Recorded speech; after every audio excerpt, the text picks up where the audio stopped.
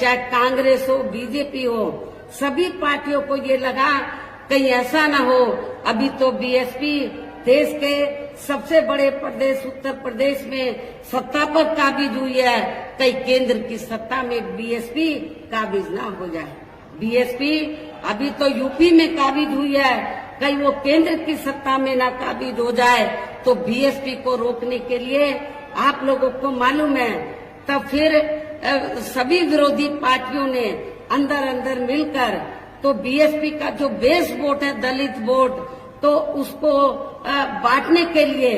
उसको कमजोर करने के लिए, बीएसपी को कमजोर करने के लिए तब फिर सभी विरोधी पार्टियों ने दलितों में, आदिवासियों में, पिछड़ों में जो स्वार्थी किस्म के लोग हैं, जो बिकाऊ किस्म के लोग हैं, उनको मैनेज करके तोड़कर तो विरोधी पार्टियों ने तो काफी संगठन बना डाले, काफी छोटी छोटी पार्टियां बना डाली। और इसलिए कि जब चुनाव हो पार्लियामेंट असेंबली का, तो बीएसपी को चुनाव हराने के लिए, इनका वोट बांटने के लिए तो जो छोटे छोटे संगठन पार्टियां बनाई हैं, तो उनके माध्यम से वो बीएसपी के कैंडिडेट को हराने के लिए तो वो अपने उम्मीदवार खड़े करवा देते हैं, तो ताकि दलितों का वोट बढ़ जाए। ऐसा हमें आपके नगीना सुरक्षित लोकसभा की सीट पर भी देखने के लिए मिल रहा है। इसलिए मेरा आप लोगों से ये कहना है, ये जो छोटे छोटे संगठन बने हैं, छोटी छोटी पार्टियां बनी हैं, इनका कोई मकसद चुनाव जीतना नहीं है। इनका मकसद बीएसपी का जो बेस वोट है दलित वोट, उसको बांटकर तो बीएसपी के कैंडिडेट को हराना है और दूसरी पार्टियों को जिताना, ये इनका केवल मकसद है। इसलिए मेरा खास तौर से दलित वर्ग के लोगों से ये कहना है कि आप लोगों को अपना वोट ऐसे संगठन, ऐसी पार्टियों को एक भी नहीं देना है। यदि एक भी वोट दे दिया तो फिर इसका फायदा दूसरी जातिवादी पार्टियों को मिल जाएगा। इसलिए आप लोगों को एक एक वोट आप लोगों को बहुजन समाज पार्टी के उम्मीदवार को देना है। इसी प्रकार आप लोगों को जो बिजनौर लोकसभा की सीट है, यहाँ से भी हमने जाट समाज से तो अपने उम्मीदवार को चुनाव के मैदान में उतारा है। आप लोगों को ये मालूम है कि जब सपा पावर में रही थी तो यहाँ पर मुसलमानों और जाटों में काफी नफरत पैदा की गई, दंगे कराए गए, मुजफ्फरनगर में कराए गए। लेकिन मेरी सरकार में जाटों और मुसलमानों में कोई उनमें नफरत पैदा नहीं की गई, कोई उनमें आपस में कोई जातीय संघर्ष नहीं हुआ, कोई भी तनाव पैदा नहीं हुआ। ये सब आप लोगों को मालूम है। और इसी मानसिकता पर चलकर ही तो हमने जिनको चुनाव के मैदान में उतारा है, वो इसी मानसिकता के हैं कि जो मुस्लिम और जो जाट समाज है, जो पूर्व में यहाँ नफरत पैदा की गई, उसको भाईचारे तुम्हारी पार्टी जिंदाबाद, बीएसपी की क्या पहचान, बीएसपी की क्या पहचान, तुम्हारी पार्टी जिंदाबाद, बीएसपी की क्या पहचान। आप संघर्ष करो, हम आपके साथ हैं, आप आगे बढ़ो। बहन कुमारी मायावती जी जिंदाबाद, जिंदाबाद, जिंदाबाद। बहन कुमारी मायावती जी जिंदाबाद, जिंदाबाद, जिंदाबाद। आप संघर्ष करो, हम आपके साथ हैं, आप आगे बढ़ो, हम आपके साथ। बीएसपी की क्या पहचान, नीला झंडा, बीएसपी की क्या पहचान, समाजवादी जिंदाबाद, जिंदाबाद, जिंदाबाद, समाजवादी जिंदाबाद, जिंदाबाद, जिंदाबाद, हमारी पार्टी जिंदाबाद, जिंदाबाद, हमारी पार्टी जिंदाबाद। पिछली बार की तरह आप लोग बिजनौर लोकसभा की सीट को भी जीतेंगे और नगीना रिजर्व लोकसभा की सीट को भी जरूर जीतेंगे। इसके लिए अब मैं आप लोगों का ध्यान कुछ जरूरी बातों की तरफ दिलाना चाहती हूँ और इस संबंध में विशेषकर मैं कांग्रेस, बीजेपी व इनके अन्य सभी सहयोगी दलों के बारे में ये कहना चाहूंगी कि आजादी के बाद शुरू में केंद्र व देश के काफी राज्यों में भी ज्यादातर सत्ता यहाँ कांग्रेस पार्टी के ही हाथों में केंद्रित रही है। किंतु इनकी अधिकांश मामलों में रही गलत नीतियों एवं गलत कार्य प्रणाली आदि की वजह से ही फिर इस पार्टी को केंद्र में काफी राज्यों की भी सत्ता से बाहर होना पड़ा है तथा यही स्थिति इनकी सहयोगी पार्टियों की भी बनी रही है, जिसके कारण ही फिर पिछले कई वर्षों से बीजेपी व इनके सहयोगी दल केंद्र एवं काफी राज्यों की सत्ता में काबिज हो गए हैं, लेकिन इनकी भी ज्यादातर रही जातिवादी, पूंजीवादी, संकीर्ण, सांप्रदायिक व द्वेषपूर्ण नीतियों एवं कार्य प्रणाली आदि से तथा इनके कथनी व करनी में भी काफी अंतर होने की वजह से अब ऐसा लगता है कि इस बार ये पार्टी भी यानी कि भारतीय जनता पार्टी भी केंद्र की सत्ता में आसानी से वापस आने वाली नहीं है, बशर्ते यदि ये चुनाव इस बार फ्री एंड फेयर होता है तथा आम चर्चा के मुताबिक वोटिंग मशीनों में भी कोई गड़बड़ी आदि नहीं की जाती है। और वैसे भी इस बार चुनाव में इनकी कोई भी पुरानी व नई चल रही नाटकबाजी, जुमलेबाजी व गारंटी आदि काम में आने वाली नहीं है, क्योंकि अब देश की जनता काफी हद तक इस बात को समझ चुकी है कि इनकी पार्टी ने अब तक देश के विशेषकर गरीबों, कमजोर तबकों, मध्यम वर्गों एवं अन्य मेहनतकश लोगों को जो इन्हें अच्छे दिन दिखाने के वायदे किए थे, असंख्य प्रलोभन भरे वायदे किए थे तथा अनेकों हवाई व कागजी गारंटी भी दी है, तो उनका जमीनी हकीकत में अभी तक इन्होंने लगभग 1/4 हिस्सा कार्य भी पूरा नहीं किया है, बल्कि इसके स्थान पर इनका ज्यादातर समय व ताकत भी यहाँ इनके अपने चहेते रहे बड़े बड़े पूंजीपतियों एवं धन्ना सेठों को ही ज्यादा से ज्यादा मालामाल व धनवान आदि बनाने में तथा उन्हें हर स्तर पर छूट देने व बचाने में ही लगी रही है, जिनके अधिकांश आर्थिक सहयोग से ही ये पार्टी व अन्य पार्टियां भी अपना संगठन चलाती हैं तथा चुनाव आदि भी लड़ाती हैं, जिसका काफी कुछ खुलासा बॉन्ड की अभी हाल ही में आई रिपोर्ट में भी किया गया है। इसके साथ ही अब ऐसा लगता है कि कांग्रेस पार्टी की तरह ही बीजेपी ने भी केंद्र की तमाम सरकारी जांच एजेंसियों का ज्यादातर राजनीतिकरण ही कर दिया है। इसके अलावा देश के किसान वर्ग भी वर्तमान बीजेपी की सरकार में शुरू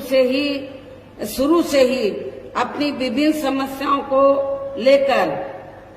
काफी ज्यादा दुखी व परेशान रहे हैं और अभी भी हैं, जबकि यूपी में 4 बार हमारी पार्टी की रही सरकार ने इनके हितों का भी हर स्तर पर विशेष ध्यान रखा है। हमारे किसान भाइयों को ये मालूम है कि जब भी उत्तर प्रदेश में बीएसपी के नेतृत्व में हमारी सरकार बनी तो हमारी पार्टी की सरकार ने किसानों का हर स्तर पर उनके हितों का पूरा ध्यान रखा है। उनको खेती करने के लिए जो सुविधाएं हैं तो वो आसान दामों में दी, उनकी जो फसल है उसका उचित दाम दिया। और इतना ही नहीं, आपके पश्चिमी यूपी में गन्ना काफी होता है, गन्ना किसान को भी उनके गन्ने का पूर्व की सरकारों की तुलना में वर्तमान सरकार की तुलना में भी काफी बढ़ाकर उनको दाम दिया था। इतना ही नहीं, बल्कि केंद्र में पूर्व की रही कांग्रेसी सरकार की तरह ही वर्तमान भाजपा सरकार में भी इनकी जातिवादी, हीन, सांप्रदायिक एवं पूंजीवादी सोच व नीतियों के चलते ही पूरे देश में सर्व समाज में से खासकर गरीबों, दलितों, आदिवासियों, पिछड़े वर्गों, मुस्लिम एवं अन्य धार्मिक अल्पसंख्यक समाज के लोगों का भी पूर्ण रूप से विकास व उत्थान आदि नहीं हो सका है। और इस संदर्भ में वैसे आप लोगों को ये मालूम है कि पूरे देश में यहाँ दलितों, आदिवासियों एवं अन्य पिछड़े वर्गों का सरकारी नौकरियों में वर्षों से अधूरा पड़ा आरक्षण का कोटा भी अभी तक पूरा नहीं भरा गया है। विशेषकर SC व ST वर्गों के सरकारी कर्मचारियों का पदोन्नति में आरक्षण भी अब काफी हद तक प्रभावहीन ही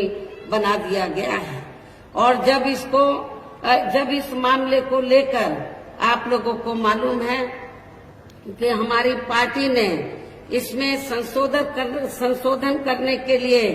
जब बिल राज्यसभा में लाया, मैं राज्यसभा में थी, जब राज्यसभा में लाया तो सरकार को हमने काफी हद तक रजामंद कर लिया था तो संशोधन लाने के लिए, ताकि पदोन्नति में जो आरक्षण जो प्रभावहीन बन गया है वो प्रभावशाली बन जाए और SC ST के कर्मचारियों को पदोन्नति में आरक्षण ठीक ठाक मिल जाए। लेकिन जब ये बिल लाया गया तो समाजवादी पार्टी के सांसदों ने तो इस बिल को पास नहीं होने दिया और बिल को संसद के अंदर फाड़ दिया था। अब किस मुंह से समाजवादी पार्टी के लोग ये कहते हैं दलितों को कि आप हमें वोट दो, जिस समाजवादी पार्टी ने SC ST का जो पदोन्नति में आरक्षण का विधेयक है उसको पास नहीं होने दिया, ऐसी पार्टी के उम्मीदवार की जमानत जब्त कराना ये आप लोगों की जिम्मेवारी बनती है। साथ ही केंद्र व राज्यों में भी विरोधी पार्टियों की रही सरकारों में इन सभी वर्गों को प्राइवेट सेक्टर में आरक्षण दिए जाने की व्यवस्था किए बिना ही इनकी सरकारों के ज्यादातर सरकारी कार्य अब प्राइवेट सेक्टर के जरिए ही इनके बड़े बड़े पूंजीपतियों व धन्ना सीटों आदि को ही दिए जाने के कारण अब इनको पूरे देश में आरक्षण का बहुत कम ही लाभ मिल पा रहा है। इसी प्रकार इनका अन्य और मामलों में भी शोषण व उत्पीड़न आदि होना अभी तक भी बंद नहीं हुआ है। इनके साथ साथ मुस्लिम व अन्य धार्मिक अल्पसंख्यक समाज के लोगों की भी हालत हर स्तर पर यह काफी ज्यादा खराब व दयनीय ही बनी हुई है, जिसका काफी कुछ खुलासा सच्चर कमेटी की रिपोर्ट में भी किया गया है। इतना ही नहीं बल्कि पिछले कुछ वर्षों से केंद्र व अधिकांश राज्यों में भी बीजेपी व RSS की सरकारों के चलते हुए अब इनका विकास एवं उत्थान आदि होना भी काफी हद तक बंदशाही हो गया है। आए दिन इन पर खासकर धर्म की आड़ में हो रही जुल्म जाति भी यह काफी ज्यादा चरम सीमा पर पहुंच चुकी है। इनके साथ साथ अपर कास्ट समाज में से विशेषकर गरीब लोगों की भी हालत हमें कोई खास अच्छी नजर नहीं आती है। इनकी गलत कृषि नीतियों के कारण किसान वर्ग भी आए दिन आंदोलित ही रहता है। साथ ही इनकी गलत आर्थिक नीतियों की वजह से देश की अर्थव्यवस्था पर भी इसका काफी बुरा प्रभाव पड़ रहा है, जिससे यहाँ विशेषकर काफी ज्यादा दुखी व परेशान हैं। और अब केंद्र में पूर्व की रही सरकारों की तरह ही वर्तमान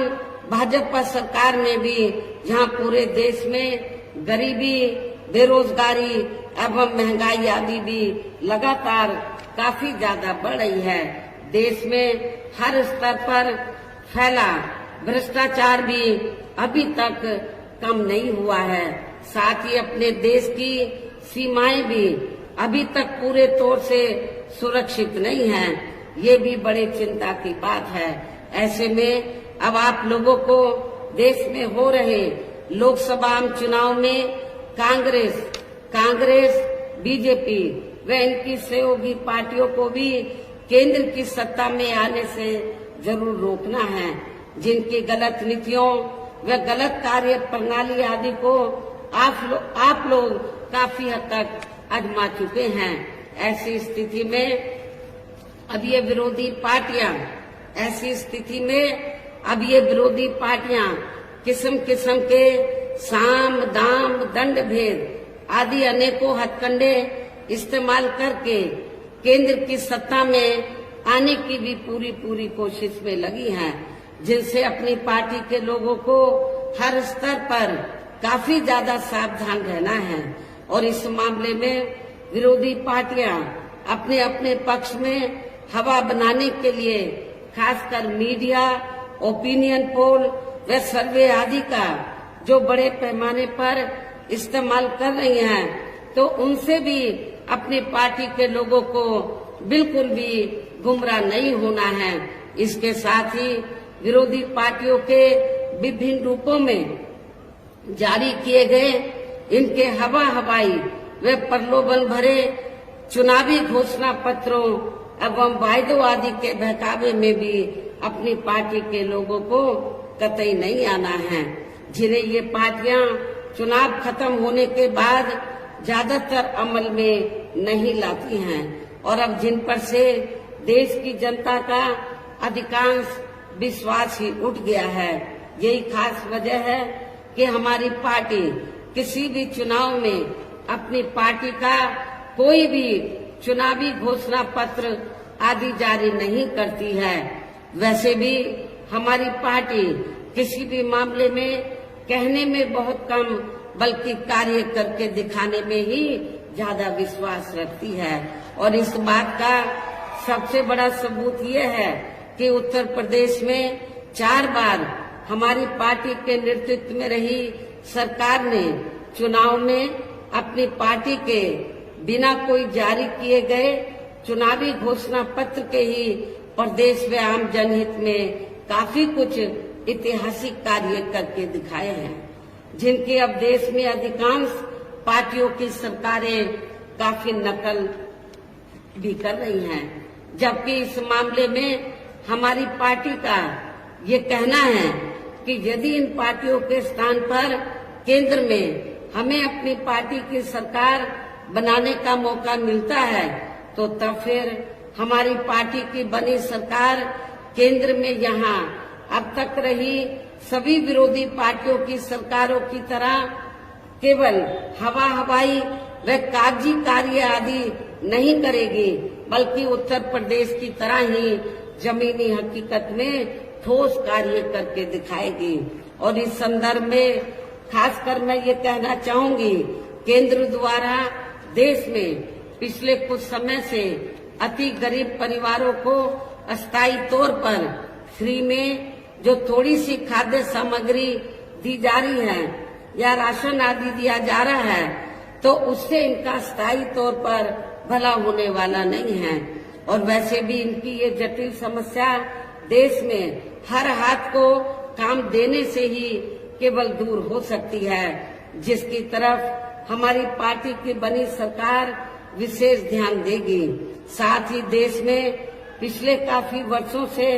आए दिन बढ़ रही गरीबी, बेरोजगारी व महंगाई आदि से भी जनता बहुत ज्यादा दुखी व परेशान है, जिसे भी आर्थिक नीतियों में तब्दीली करके जरूर दूर किया जाएगा। धर्म की भी आड़ में पिछले कुछ वर्षों से खासकर मुस्लिम समाज के लोगों का द्वेष की भावना से जो इनका काफी ज्यादा शोषण व उत्पीड़न आदि किया जा रहा है, तो इसे भी जरूर रोका जाएगा। और ये सब हमने अपनी यूपी की रही सरकार में करके भी दिखाया है। इसके अलावा हमने यूपी में सर्व समाज में से गरीब एवं बेरोजगार लोगों को बेरोजगारी भत्ता आदि न देकर उन्हें बड़ी तादाद में रोटी रोजी के साधन भी उपलब्ध कराए हैं। जो अभी ये कार्य भी ज्यादातर ठंडे ही पड़े हैं, जिनको फिर सरकार बनने पर जरूर प्राथमिकता दी जाएगी। वैसे आप लोगों को इस मामले में ये मालूम है कि जब भी यूपी में मेरे नेतृत्व में सरकार बनी तो हमने उत्तर प्रदेश में तो गरीब और बेरोजगार लोगों को बिना कोई रिश्वत लिए हुए उनको बड़ी तादाद में रोटी रोजी के साधन दिए हैं। पुलिस भर्ती में जब पुलिस भर्ती हुई थी तो आपके पश्चिमी यूपी से तो काफी लोगों को भर्ती किया गया और खास तौर से हमने बिना कोई पक्षपात के, बिना कोई जाति देखे हुए जो भी इसमें काबिल था, जो भी इस पोस्ट के लिए काबिल था, उनकी हमने भर्ती की। आपके पश्चिमी यूपी से बड़े पैमाने पर हमारे जाट जो बच्चे हैं उनकी भी बड़ी तादाद में भर्ती हुई थी। वैसे तो अन्य समाज के लोगों को भी मौका मिला, लेकिन उन्हें भी मौका दिया गया। कहने का तात्पर्य यह है कि देश में इस समय हो रहे लोकसभा चुनाव में विरोधी पार्टियों के जारी किए गए उनके हवाई व प्रलोभन भरे चुनावी घोषणा पत्रों आदि के बहकावे में अब यहाँ खासकर देश के अति गरीबों, मजदूरों, बेरोजगारों एवं अन्य जरूरतमंद लोगों को बिल्कुल भी नहीं आना है। और अब इन्हें ऐसी सभी विरोधी पार्टियों को हर हालत में केंद्र की सत्ता में आने से जरूर रोकना है, जिनकी कथनी व करनी में काफी अंतर रहा है तथा जिन्हें ये लोग बरसों से आजमा भी चुके हैं। ऐसे में अब मेरा यही कहना है कि आप लोगों को अपने खुद के व अपने प्रदेश एवं देश के भी हित में, अपने क्षेत्र के भी हित में अपने वोटों को यहाँ कांग्रेस, बीजेपी व अन्य विरोधी पार्टियों को न देकर केवल अपनी एकमात्र हितैषी पार्टी बहुजन समाज पार्टी को ही देना है। जो ये पार्टी उत्तर प्रदेश की तरह ही केंद्र में भी अपनी पार्टी की सरकार बनने पर फिर पूरे देश में यह अपनी पार्टी की सर्वजन हिताय व सर्वजन सुखाय की नीतियों पर आधारित सरकार चलाएगी। इसके साथ साथ केंद्र से जुड़ी आपके क्षेत्र की जो भी यहाँ स्थानीय समस्याएं होंगी तो उन्हें भी फिर दूर करने का हर संभव पूरा प्रयास किया जाएगा। साथ ही यहाँ गरीबों, मजदूरों, बेरोजगारों, कर्मचारियों, किसानों, छोटे व्यापारियों एवं अन्य मेहनतकश लोगों के हितों का भी विशेष ध्यान रखा जाएगा। सर्व समाज में से खासकर दलितों, आदिवासियों, पिछड़े वर्गों, मुस्लिम व अन्य धार्मिक अल्पसंख्यक समाज के लोगों के विकास एवं उत्थान के साथ साथ हर स्तर पर इनकी सुरक्षा आदि के लिए भी सख्त कदम उठाए जाएंगे। और तभी फिर यहाँ वास्तव में अपने देश के महान संतों, गुरुओं व महापुरुषों में भी विशेषकर महात्मा ज्योतिराव फूले, श्री छत्रपति शाहू जी महाराज,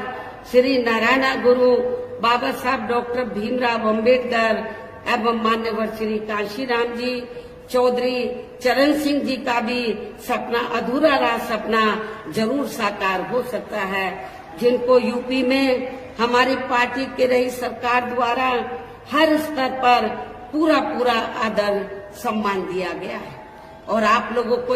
मैं भी यहाँ ये भी बताना चाहती हूँ